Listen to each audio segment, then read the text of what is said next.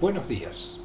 Esta es la clase número 10 del módulo 3 del curso Química Biológica para las Ciencias Médicas.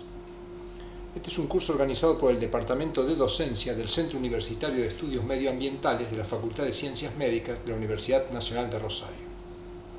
En la clase de hoy, con el tema de proteínas, nos centraremos en los factores que afectan su estabilidad y su función.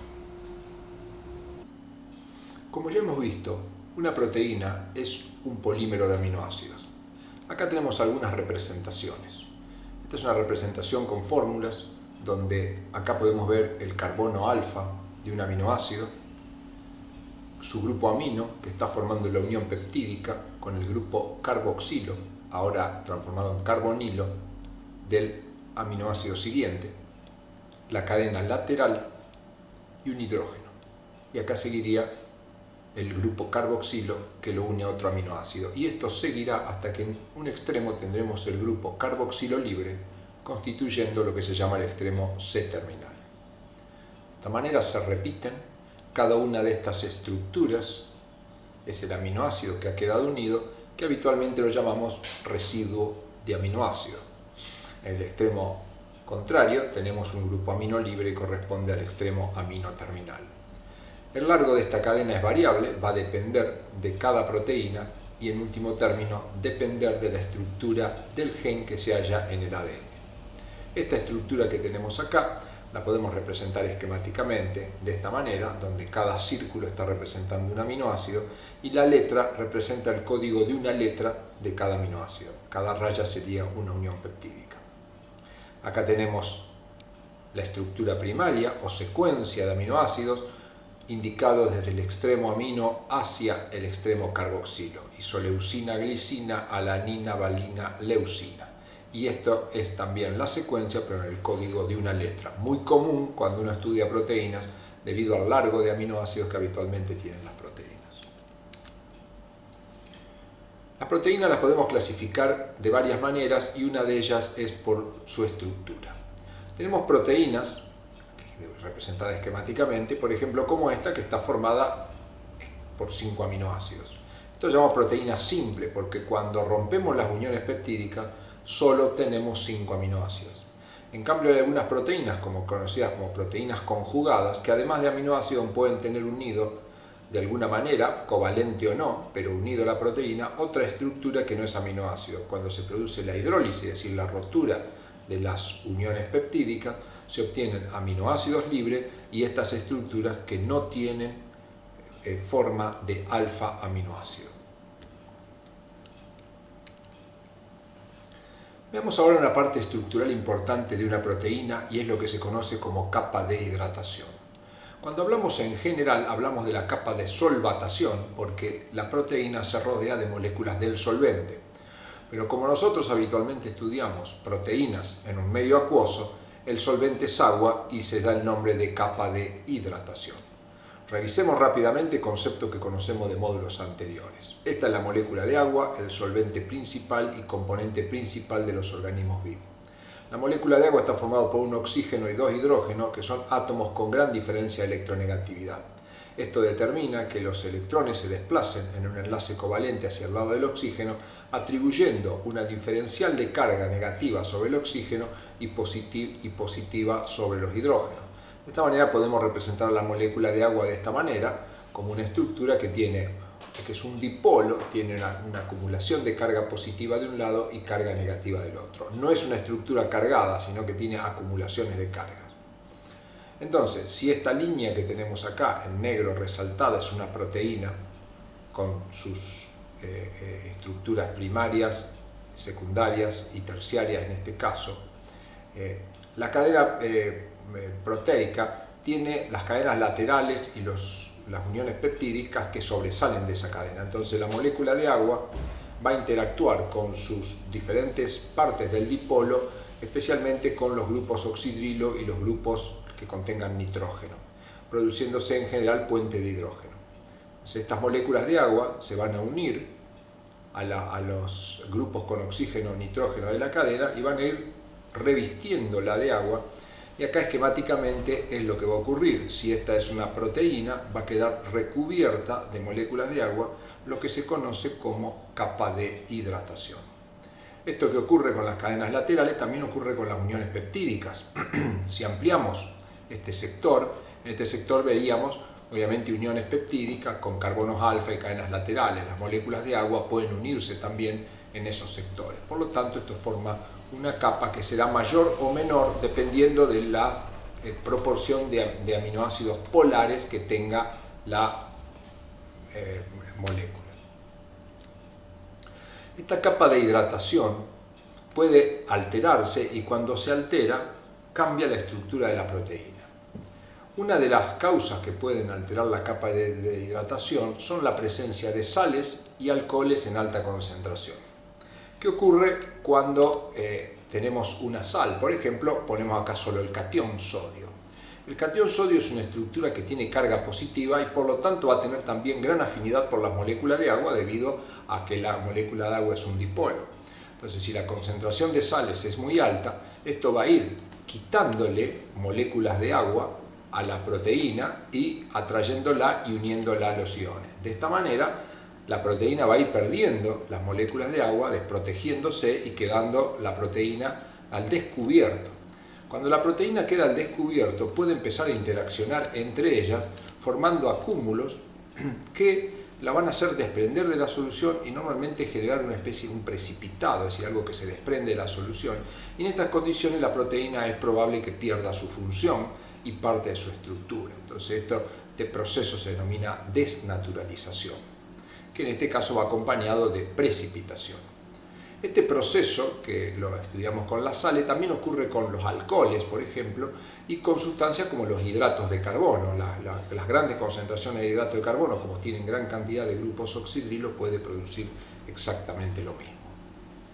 Entonces, revisemos nuevamente este proceso de una manera más sencilla. Una proteína en general es funcional cuando tiene su capa de solvatación, pero estar en presencia de sales se intercambian la capa de solvatación, o dicho de otra manera, la sal le quita la capa de solvatación, se hidrata la sal, la proteína queda desprotegida y se transforma en una proteína no funcional. Acá tenemos algunas cosas que parecen no tener nada que ver con esto, pero están muy relacionadas.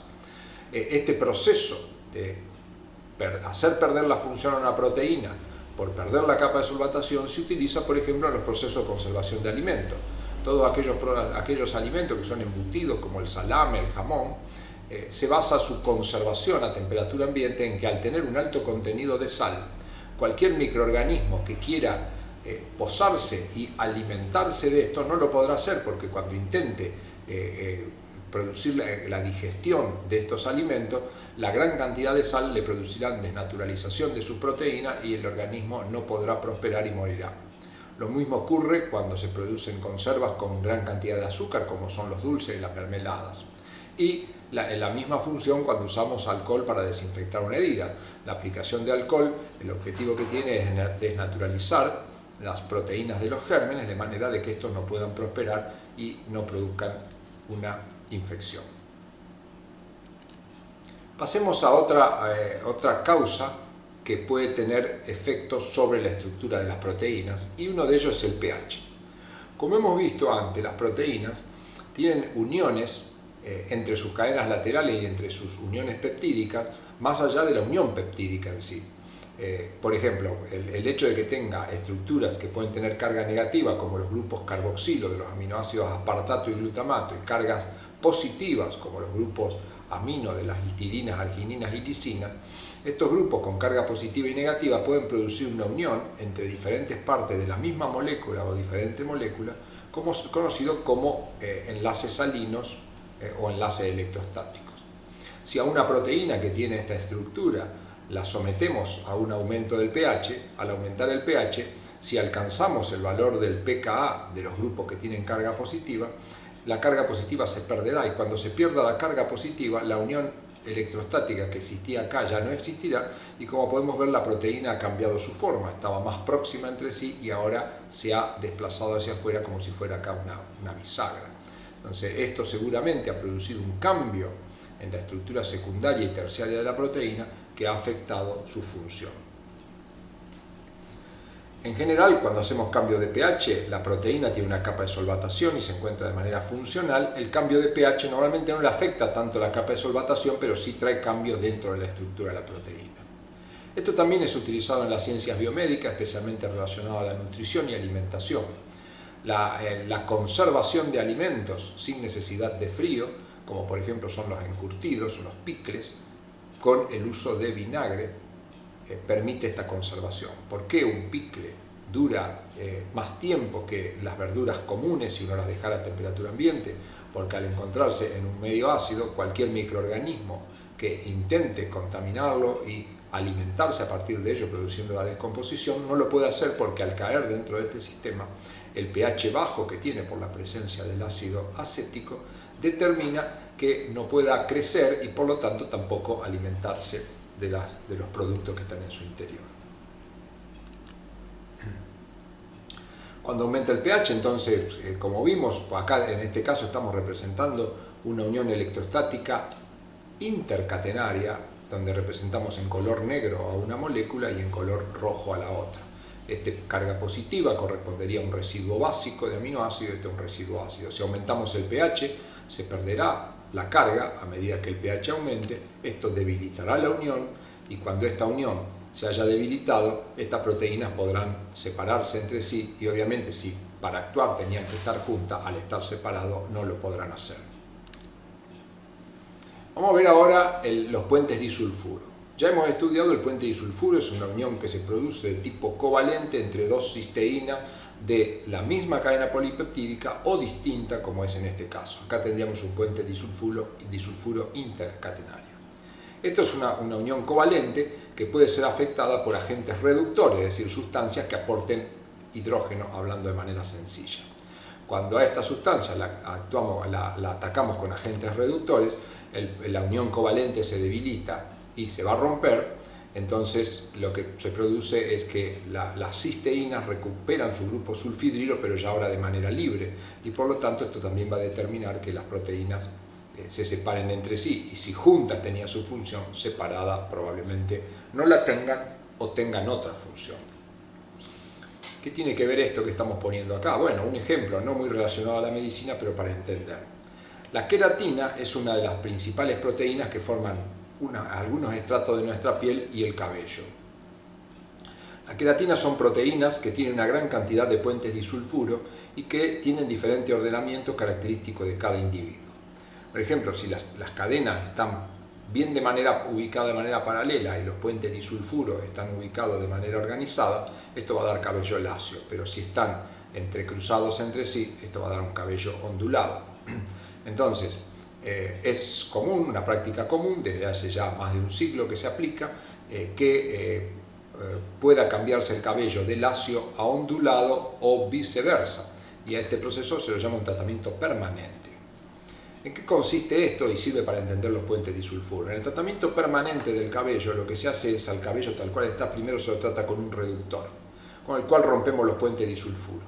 Luego al cabello se lo ubica en una posición especial y luego de haberlo ubicado en una posición especial, se lo vuelve a tratar con un oxidante para formar los puentes disulfuros. Si yo partí de un cabello que tenía puente disulfuro de manera paralela y he hecho el trabajo para que queden cruzados, lograré que un cabello lacio se transforme en ondulado, y esto tendrá un tratamiento permanente, solo será cambiado con el crecimiento del cabello o con el tratamiento nuevamente. Al revés, si yo hubiera partido de un cabello ondulado y hubiera hecho el tratamiento, en este sentido obtendría un cabello lacio.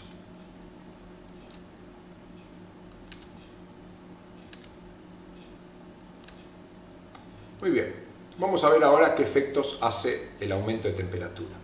Supongamos que esto esquemáticamente es una proteína y que cada uno de estos rombos que hemos hecho es una subunidad de una proteína que está formada por 4 cadenas. Esto es esquemático para entender qué es lo que ocurre. Cuando la temperatura aumenta, esto produce un aumento de la energía cinética que la hace vibrar, y como consecuencia de esa vibración produce la rotura de los enlaces que los mantenían unidos. Veámoslo nuevamente. Entonces, Si estas 4 proteínas tenían que estar juntas entre sí para cumplir su función, si ahora están separadas no lo van a hacer. El aumento de temperatura no solo separa entre sí cadenas polipeptídicas, sino que también puede separar partes de una misma cadena haciendo perder actividad. En la ciencia biomédica el aumento de temperatura tiene grandes aplicaciones y uno de ellos es también en la conservación de alimentos.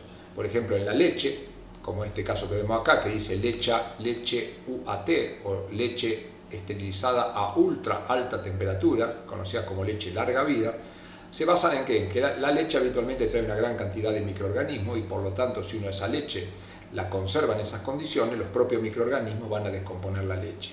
El tratamiento de la leche con ultra alta temperatura lo que hace es el efecto que vimos recién de producir la destrucción de las proteínas, especialmente las que nos interesan son la destrucción de los gérmenes, de manera de que acá adentro no queden gérmenes y por lo tanto al no quedar microorganismos, estos no atacarán a la leche y esta tendrá una larga duración. Si el efecto si la temperatura, el aumento de temperatura no fuera tan grande, esto va a producir aumento de la agitación térmica y de la energía cinética, pero probablemente llegue no a afectarlo, que es lo que puede pasar un día de extremo calor. Si la temperatura fuera tan letal sobre las proteínas, un día de gran calor nuestro organismo podría sufrir consecuencias letales. Por lo tanto, no siempre el aumento de temperatura trae efectos importantes sobre las proteínas, simplemente en algunos casos el aumento de la energía cinética puede hacerle perder la actividad. En general, los cambios de actividad y efecto de la proteína por la temperatura, cuando la temperatura produce efectos sobre la proteína, en general es irreversible. Aunque si es, como en este caso, un efecto pequeño, puede hacer perder parcialmente la actividad y recuperarlo. ¿Qué aplicación tenemos a esto? Bueno, si la temperatura es baja y hacemos bajar mucho la temperatura, podemos lograr que las proteínas se muevan muchísimo menos. Por lo tanto, al bajar la temperatura, si las proteínas no se mueven, la energía cinética es muy baja, esto impedirá que todas las proteínas tengan función y es como que, uno diría, congelamos el microorganismo y al congelarlo este no cambiará.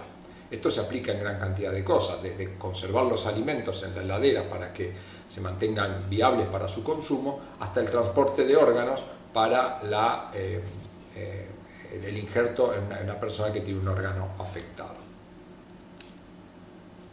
Entonces, si acá vemos este esquema que ya hemos trabajado anteriormente, si esta es una cadena polipeptídica y esta es otra cadena polipeptídica, y acá estamos representando uniones entre cadenas laterales de aminoácidos que se encuentran relativamente cercanos, tenemos algunos que serán afectados por la temperatura y otros que no. Acá tenemos un puente de hidrógeno, la temperatura lo debilita y lo afecta. Esta es una fuerza de London entre dos estructuras hidrofóbicas, también son afectados por la temperatura y lo mismo pasa con las uniones electrostáticas. No así ocurre sobre los puentes de disulfuro. El puente de disulfuro, para ser afectado por la temperatura, tiene que ser muy extrema. Prácticamente lo que podríamos decir que ataca el puente de disulfuro son básicamente los agentes reductores. Los metales pesados. Sabemos que los metales pesados como el plomo, el mercurio, la plata, son metales que pueden atacar a las proteínas haciéndole perder su función. Si nosotros tenemos una proteína funcional, es decir, que cumple una determinada función dentro de los organismos y esa función está muy ligada a la presencia de un grupo sulfidrilo libre de una cisteína de su estructura primaria, los metales pesados normalmente se unen a los grupos sulfidrilo y si ese grupo sulfidrilo era vital para cumplir su función, ahora ya no lo cumplirá. En general los metales pesados tienen una acción indiscriminada, no específica sobre las proteínas y se unirán a aquellas que tienen grupos sulfidrilos expuestos al metal pesado. Las radiaciones. Prácticamente todas las radiaciones tienen efectos sobre las proteínas, pero las que más nos interesan son las microondas y los infrarrojos. Como sabemos, las radiaciones van desde radiaciones de muy poca energía, como pueden ser las microondas o las ondas de radio, hasta radiaciones de muchísima energía, como son los rayos X y los gamma. Sorprendentemente, uno pensaría que las más dañinas para las proteínas son los X y los gamma, y sin embargo no lo son. Las microondas y los infrarrojos, pocos segundos de exposición a estas radiaciones produce destrucción de las proteínas y puede producir muerte de un organismo vivo. En cambio, la exposición a rayos X y rayos gamma no tiene ese efecto. Solo basta pensar que en medicina, en diagnóstico por imágenes, se ocupan rayos X y rayos gamma y nadie muere en general por la aplicación de esa radiación. ¿Por qué las microondas y los infrarrojos producen este efecto? Bueno, es muy sencillo. Una onda, cuando llega a un sistema, las microondas y los infrarrojos, la particularidad que tiene es que hacen aumentar la temperatura. Su principal efecto es un efecto térmico, es un aumento de la energía cinética, con lo cual la proteína vibrará y se producirá su destrucción.